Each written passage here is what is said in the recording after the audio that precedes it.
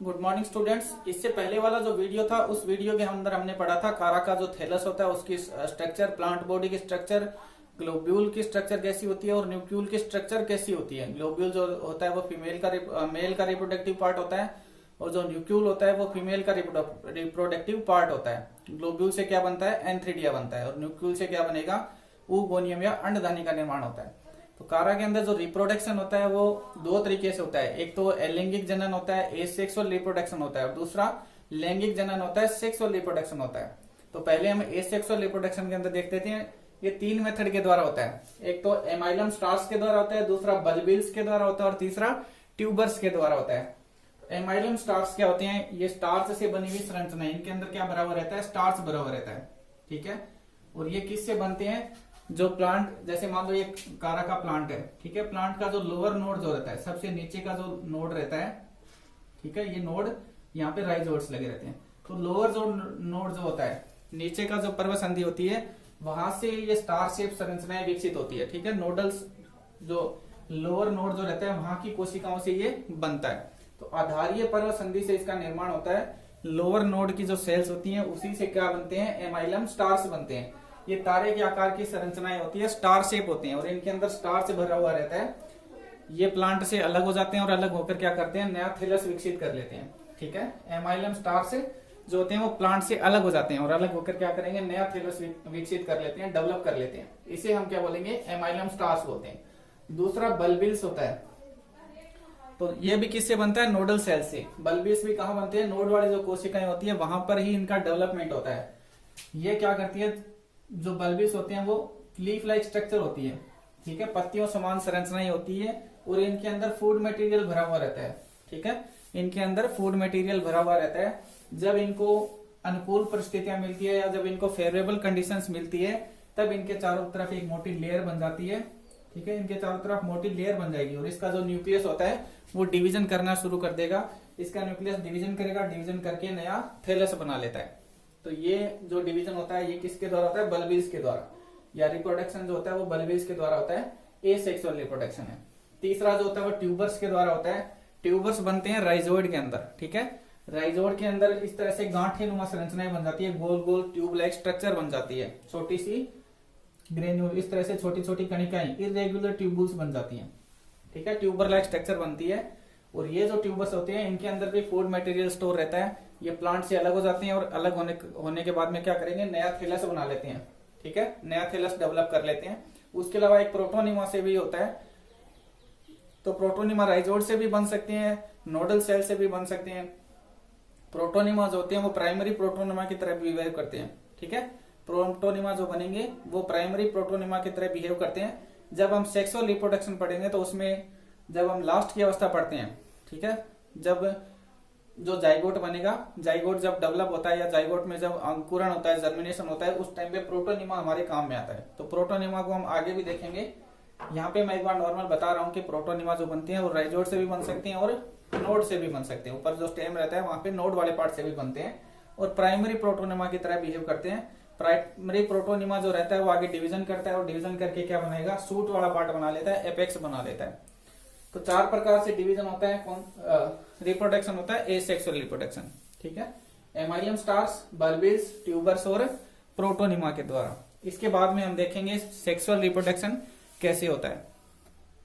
कारा का जो सेक्सुअल रिप्रोडक्शन होता है वो oogamous टाइप का होता है, यानी कि विषम युग्म के प्रकार का होता है। मेल और फीमेल दोनों जो ऑर्गन होते हैं वो अलग अलग होते हैं। मेल का जो ऑर्गन होता है वो ग्लोब्यूल कहलाता है, फीमेल का जो ऑर्गन होता है वो न्यूक्लियल कहलाता है।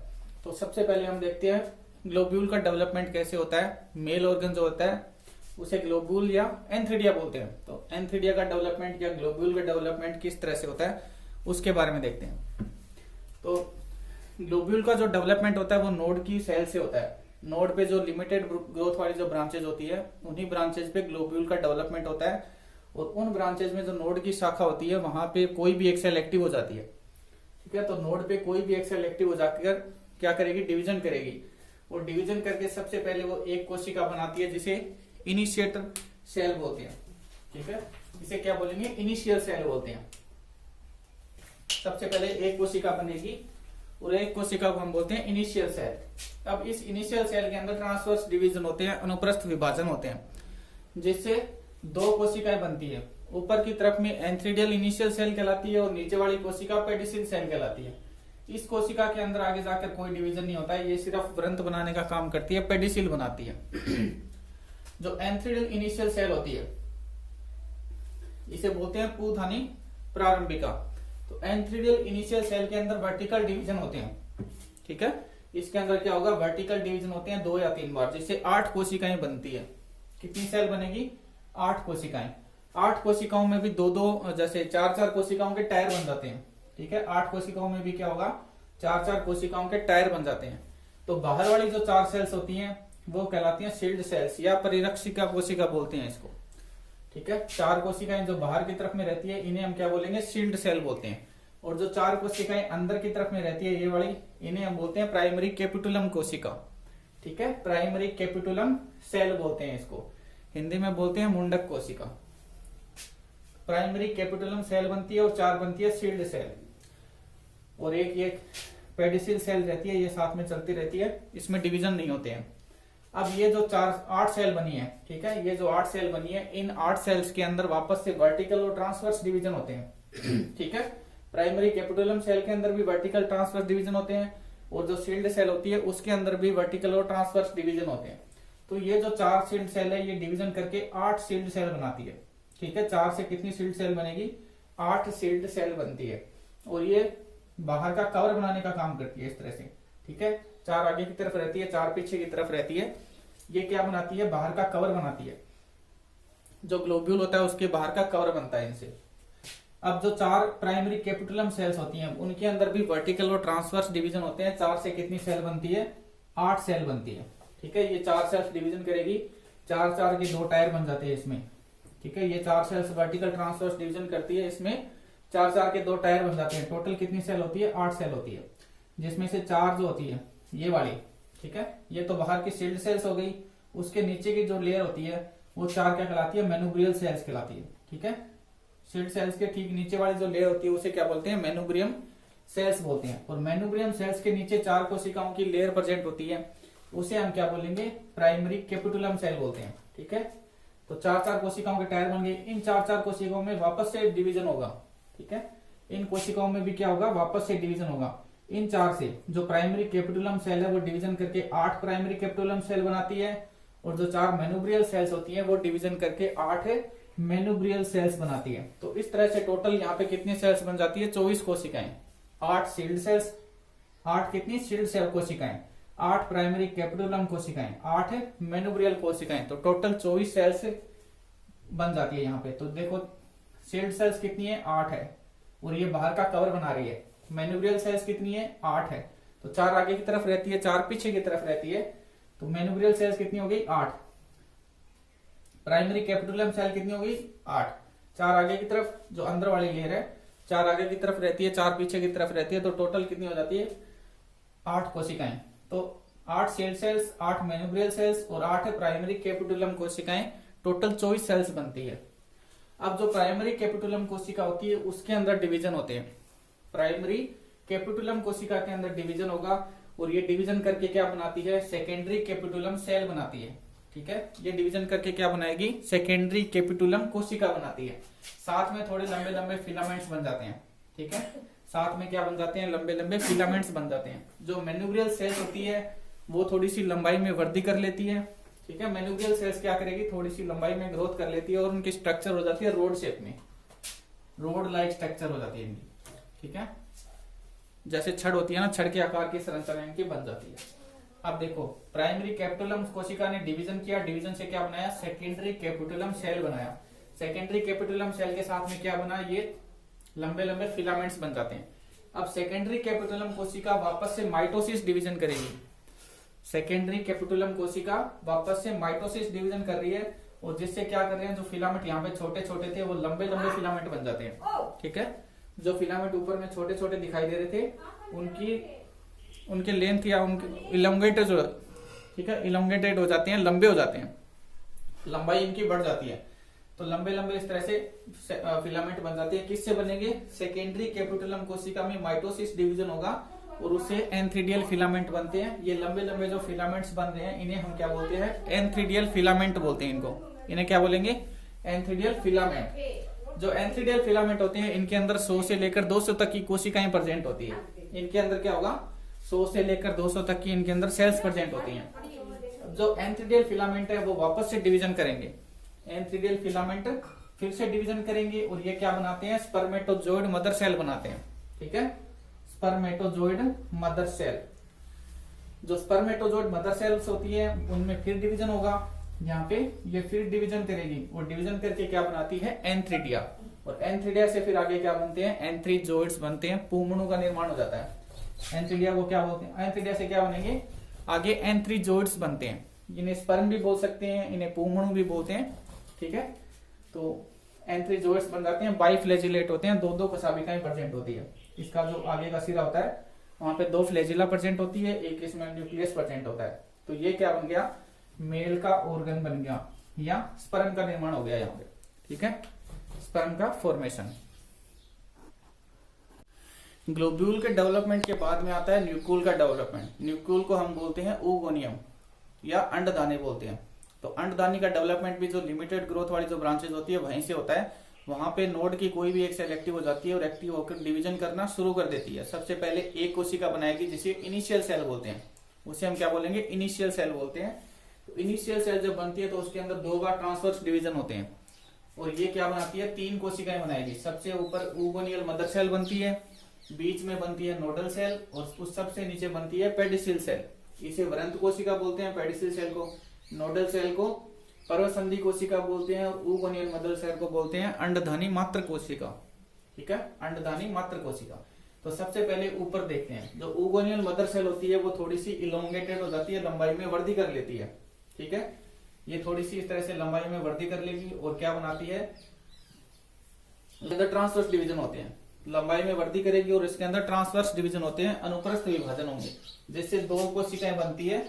ऊपर की तरफ में अपर oogoनियम बनता है और नीचे की तरफ में लोअर स्टोक सेल बनती है। जो लोअर स्टोक सेल होती है उसके अंदर आगे कोई डिवीजन नहीं होता, कोई विभाजन नहीं होता, ये ऐसी की ऐसी पड़ी रहती है।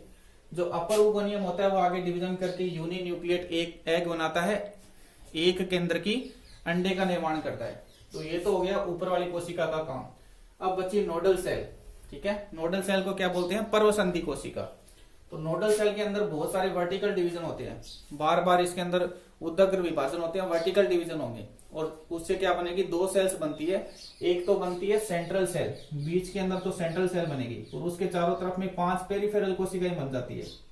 ठीक है, बीच में सेंट्रल सेल बनती है और उसके चारों तरफ में 5 पेरिफेरल कोशिकाएं बनती है। तो ये इस तरह से होता है, बीच में सेंट्रल सेल रहती है और उसके चारों तरफ में क्या बनता है, 5 पेरिफेरल कोशिकाएं बन जाती है। अब जो सेंट्रल सेल होती है उसमें आगे कोई डिवीजन नहीं होता, उसे हम आगे बोलेंगे नोड ऑफ oogoनियम। ठीक है, अंडधानी की कोशिका बोलते हैं, अंडधानी की पर्वसंधि बोलते हैं। तो जो सेंट्रल सेल होगी उसमें कोई डिवीजन नहीं होगा, उसे हम आगे क्या बोलेंगे, नोड ऑफ oogoनियम बोलते हैं। बची 5 पेरिफेरल कोशिकाएं, ये वाली कोशिकाएं पेरिफेरल कोशिकाएं, ये क्या करती है, थोड़ी सी लंबाई में ग्रोथ कर लेती है, थोड़ी सी लंबाई में वृद्धि कर लेगी और ये 5 इसके अंदर ट्रांसवर्स डिवीजन होगा, अनुप्रस्थ विभाजन होगा, जिससे 5-5 कोशिकाओं के 2 टायर बन जाते हैं। ठीक है, तो यहाँ पे 5-5 कोशिकाओं के 2 टायर बन जाते हैं। सबसे ऊपर वाला जो टायर है उसे हम बोलते हैं कोरोनरी सेल्स। तो यहाँ पे देखो ये ऊपर का जो भाग है वो किसका है, कोरोनरी सेल्स का। ठीक है, ऊपर के जो 5 सेल्स होती है उन्हें हम क्या बोलेंगे, कोरोनरी सेल्स। और इससे क्या बनता है, कोरोना का निर्माण होता है। कोरोना को बोलते हैं मुकुट कोशिका। ठीक है, तो सबसे जो अपर जो टायर होता है उसमें 5 सेल्स होती है, उन्हें हम कोरोनरी सेल्स बोलते हैं और इनसे क्या बनता है, कोरोना का निर्माण होता है। तो ये ऊपर की तरफ में कोरोना का फॉर्मेशन हो गया, मुकुट का निर्माण हो गया।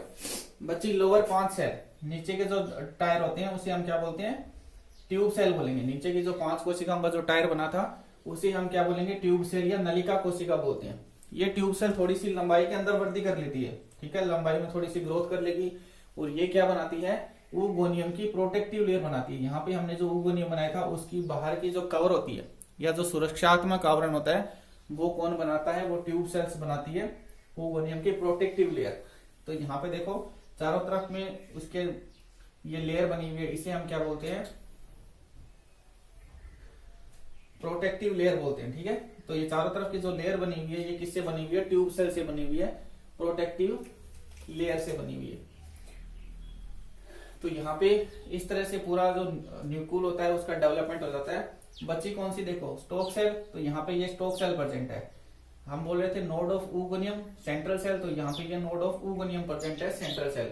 इनमें कुछ डिवीजन नहीं होता, ये ऐसी की ऐसी पड़ी रहती है। एक और कोशिका जिसे हम शुरू में क्या बोल रहे थे, पेडिसिल सेल, तो ये सिर्फ नीचे प्रेजेंट रहती है, ये आगे सिर्फ जाकर क्या करेगी, व्रंत का निर्माण करती है, पेडिसिल बनाती है। तो यहाँ पे oogonia जो है उसका डेवलपमेंट हो जाता है। अब oogonia के अंदर बहुत सारे एग्स प्रेजेंट रहते हैं, एक बड़ा सा केंद्रक प्रेजेंट होता है, चारों तरफ में उसके ट्यूब सेल की प्रोटेक्टिव लेयर होती है, ऊपर की तरफ में कोरोना सेल्स प्रेजेंट होती है, थोड़ी बहुत मात्रा में इसमें स्टार्च और ओल्ड तेल की बूंदें पाई जाती है। तो यहाँ पे डेवलपमेंट हो गया न्यूक्लियस का। अब आगे इसके आता है फर्टिलाइजेशन की प्रोसेस। न्यूक्लियस से किसका डेवलपमेंट होता है, अंडधानी का, oogonia का, और जो एंथ्रीडिया था या जो ग्लोब्यूल था उससे किसका डेवलपमेंट होता है, स्पर्म का या एंथ्रीजोइड का। अब इसमें फर्टिलाइजेशन की प्रोसेस होती है। फर्टिलाइजेशन में क्या होगा कि जो न्यूक्लियस है जब एकदम मैच्योर हो जाता है, ठीक है, फीमेल का पार्ट न्यूक्लियस होता है, और न्यूक्लियस जब एकदम मैच्योर हो जाता है तो मैच्योर होने के बाद में इसकी जो ट्यूब सेल्स होती है वो फट जाती है, ठीक है, ट्यूब सेल्स फट जाएगी, ट्यूब सेल्स के बीच में स्पेस बन जाती है, जगह बन जाती है। उस जगह में से क्या होगा कि ये जो स्पर्म होता है ये फ्लैजिला की सहायता से मूवमेंट करता है, ठीक है। जब ये फट जाता है, न्यूक्लियस फटेगा तो ट्यूब सेल्स के बीच में स्पेस बन जाता है। स्पेस बनने से क्या होगा कि ये जो न्यूक्लियस होता है इसमें से म्यूकस का सिक्रेशन होता है, इसमें से क्या होगा, श्लेष्मा का स्त्राव होता है, और ये श्लेष्मा इस फ्लैजिला को अट्रैक्ट करती है। जो इसमें से जो श्लेष्मा का स्त्राव होता है वो श्लेष्मा इस एंथ्रीजोइड को या स्पर्म को अट्रैक्ट करेगी।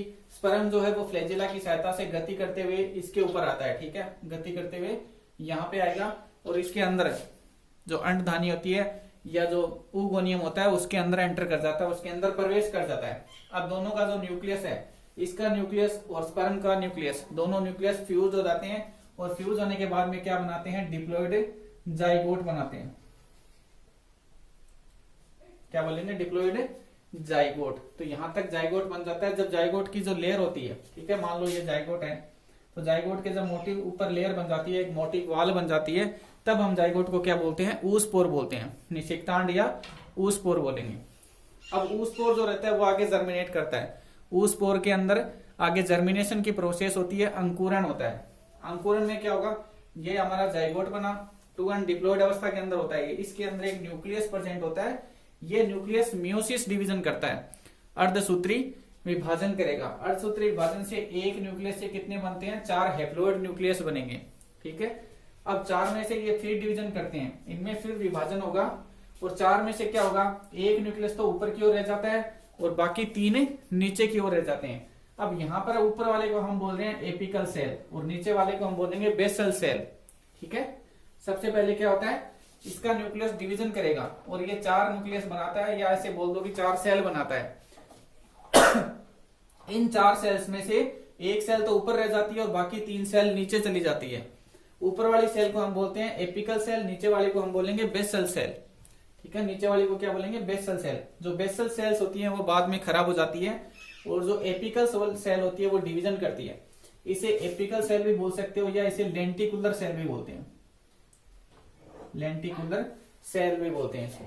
तो एपिकल सेल या लेंटिकुलर सेल आगे डिवीजन करती है, और डिवीजन करके ये 2 कोशिकाओं में डिवाइड हो जाती है, ठीक है। एक तरफ बनता है राइजोइड इनिशियल, और दूसरी तरफ वाली जो कोशिका होती है वो कहलाती है प्रोटोनीमल इनिशियल कोशिका, ठीक है। एक तरफ में क्या, राइजोइड इनिशियल सेल, दूसरी तरफ में प्रोटोनीमल इनिशियल सेल बन जाती है। अब ये दोनों सेल्स लगातार डिवीजन करती रहती है, जिससे प्राइमरी प्रोटोनीमल इनिशियल होता है वो क्या बनाता है, प्राइमरी प्रोटोनीमा बनाता है।